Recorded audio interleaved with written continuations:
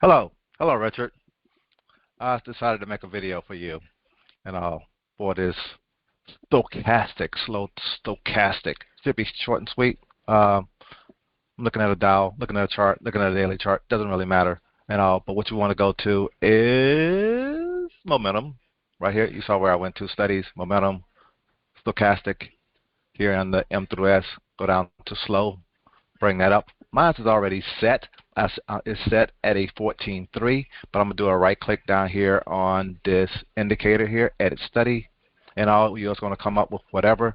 The thing is, you want your overbought line at 80, your oversold line at 20, your K period at 14, your D period at 3. And that's pretty much it. If you want to change the colors like I have the color, that's that K line is red, that D line is green, and then my overbought and oversold line are blue. And that's it. That's pretty much it. Okay, and that's what it is. What I'm looking at, this here actually shows me highs and lows in the market. And you can adjust those two numbers, that 14 and 3. Sometimes I might have 15 and 3. Sometimes I may have 12 and 3 also. Play around with that number there. But the 3 seems like it's pretty consistent. I used to try to use 5 there and all. But 3 seems like to be the number that I like going with. And back to what we're looking at. We're looking at what this shows us, that the market is at a top, and it can actually be going down. And it's at the top, it actually can be going down. But while it's ranging up here at the top, it's probably still just going higher, and we call it a management zone. It's not until you get a crossover like this that it shows you that it may be going down. You can be looking at the crossovers to show you that it's going down. A crossover showing that it may be going down. It didn't cross at that point, so it was still going up. And our crossover finally shows you that it was going down. And just cross back over here, red on the green, coming back over green, is going up. And back down here, really this is what you really look for a bullish trade, is all the way back under the 20 line and then coming back up. And not until you get the crossover, and not until you actually cross over here, you take that trade long, or you can take it right away, all based on how aggressive you are. But as you can see, it can hang out at the top. It can also do this hang out at the bottom. So up here, taking this crossover to the downside. A lot of times people don't get into this trade until here. Being in a bullish market, you don't know how long that is going to last, but as long as you're in this area here between the 20 and the 80, you can take a crossover to whatever side. If it's a downward type trade, that's the downward one. If it was going up and you got a pullback and another pullback up, that would have been your upward trade. Let's just drop down to a lower time frame right quick. I know I'm going kind of fast because this is you, and let you see what it looks like on a daily time frame. Use the same thing on a daily time frame, except you start getting these sharper peaks like this. And this is that morning trade that we be looking at, and that I'll be looking at, and I'll use in this particular indicator. It shows that the market was at a bottom starting off in the morning, and I kind of expect it going up a little bit, but as soon as it gets up here, I know it's at a top, but then reach all the way to the top. So that shows me that this market is not that strong. And then once I get a crossover, I know it's going down. It usually is going down, and that's what you get. And I don't look to get a buy until I see the market actually comes back, cross over, and get back above this point to actually get a buy. As you can see, it was a very short buy and all.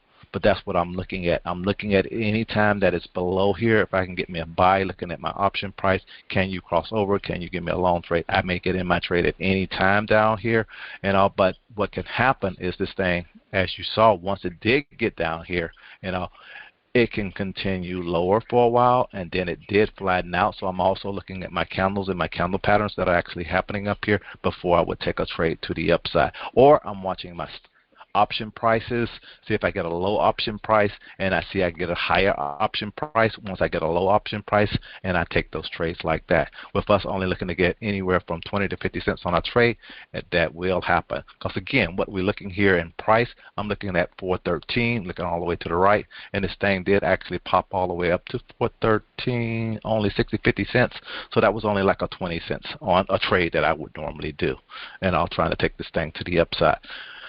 And that's the whole thing. And since I saw it didn't go all the way up and turned over, I need to be out of that trade. Plus, we'll see our options. We've been losing money on that particular trade.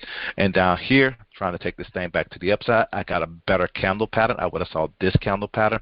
I would have saw maybe this coming back to the upside. And then again, this is me a trade going to the upside with a confirmation candle and this thing traveling towards the top. And from down here, taking this entry down here at 412, and then this thing actually went all the way up to 413, I definitely would have made the money that I want to make on that trade. Now, that's really it. You can stop it right there if you want to. I'm going to edit this, and I'm going to change it to 15, because 15 is one of the other numbers that I use. It's just an increment of 1 and all. But let's say OK. And it doesn't really, you don't see any difference. So again, I don't see any difference, so it's not that big of a deal. And let me put it on QQQ too.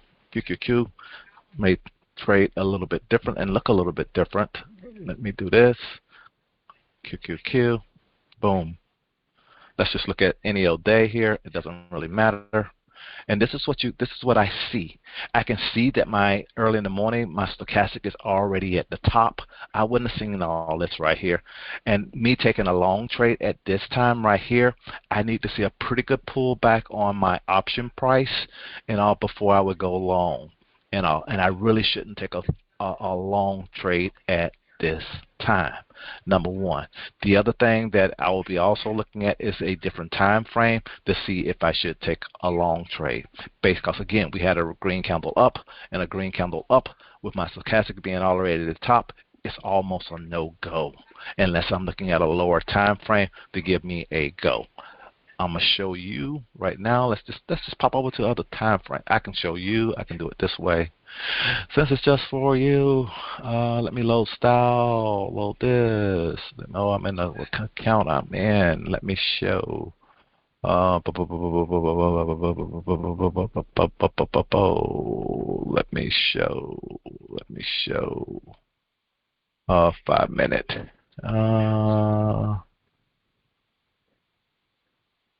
Let's do it this way. Boom. And as you can see, this defaulted to that 12.3. And I'm going to do the same thing over here. I'm going to show you what I usually look at. Take that note. Whoa. And I think it was this one I did right here. Let's look at the same day. Same day, same day. And let's move this to this Friday.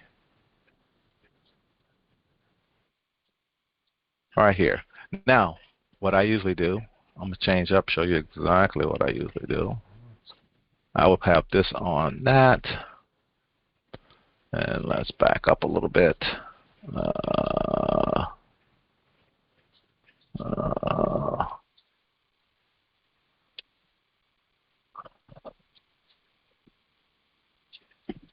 There. That's the beginning of the day. This is this. I'm going to zoom in here, just this little part right here, and let you see. This will be set at a 2 minute. This will be set at a 5 minute. And we're going to just go to 11 o'clock. Boom. Come on. Come on. There you go. Do the same thing over here. Let's go to 11 o'clock. Boom. And now this is the other way I actually look at it. So now over on this time frame here, it shows me a little bit more. And what I'm looking for is this right here at 9:36. First of all, on our 5 minute chart, it's telling us that we should have a downward trade. Our downward trade, we end up coming, these are those moving averages that I told you about, the 10 and the 50. I can see that I'm down here at my 50 already. This market tends to like to bounce off of this. You see this particular day, it did actually play out. These are my custom pivots. And what I don't have on here is the other pivots. My custom pivots kind of like to show me the opening and an opening and a range and all of the market. Let me maximize. I'm going to start this all over. I'm going to save this, but I'm going to start this all over. I want to maximize this chart because I want to go here because I see something else that's not on here that I usually have. I see some other. Let me put SVE, SVE. SVE. Our pivots lines up a lot of times, and also it's not a big deal which pivots you actually use, but I want to just show those and all. And I need to change something else I see that's happening here. Nope, that looks good. That looks good. That looks good. Let me just make sure that's what's happening here. And over here, I do not have anything on here. So I'm looking at my upper time frames and all to kind of give me a more indication of what's happening. I can see things over here. So now back to our red candle down, but we already with this indicator, it will say, okay, take that downward trade, but the only thing that I'm looking at here, I'm bouncing off this 50 moving average. I'm also already at the demand level of the market, looking at this over here. So again, me taking that downward trade, and I'm already at the bottom of the market, I cannot take it at that time. My indicator is saying, this indicator is saying yes. The market is telling me no, based on that this was the low in the market. This was the morning lows. You go back for your hour low for the morning, whatever. And I do not use the wicks. The wicks can be just crazy pricing going down to the market. I like using the bodies of the candles and all. My hourly high is right around the opening and all. During the first hour or so of the market, it couldn't break this. So again, yes, a down play is probably in play, but it's just not right now based off that first 5-minute candle. I got a lot of things saying no. The no is I'm at the bottom already. No. I'm bouncing here off my 50. This is my 50 and my 10. It's saying no to the downward side. My indicator is saying, this indicator is saying yes to the downward side. But I need to wait. I need to wait until it gives me a crossover. It gave me a crossover right here if I want to play it to the downward side. And then it crossed over right here to the downward side. And now also I'm at my morning high based on my morning range. That tells me, okay, it's okay to go down. I'm at, show you my pivots. This really is an R1 level. Go back to auto. This is the R1 level at a morning high. Plus this indicator is also now turning over to go down. I'm extended off my moving averages. It's okay to go down. Plus I got a bearish engulfing, maybe an evening star also. It's time to go down. I got a lot of things that's saying at this time it's okay to take that downward trade. We were expecting a downward trade, but it just didn't happen that first 5 minutes of the market. It didn't happen until later. My upper trade, again, this is where I get where I'll sit on my hands, because now my indicators on the higher time frame are saying no. If I really, really, really want to take that trade to the upper side, I need to go back down to my lower time frames, and I have to take it when my indicator is all the way down here at the bottom and saying, okay, you got to trade to the upside.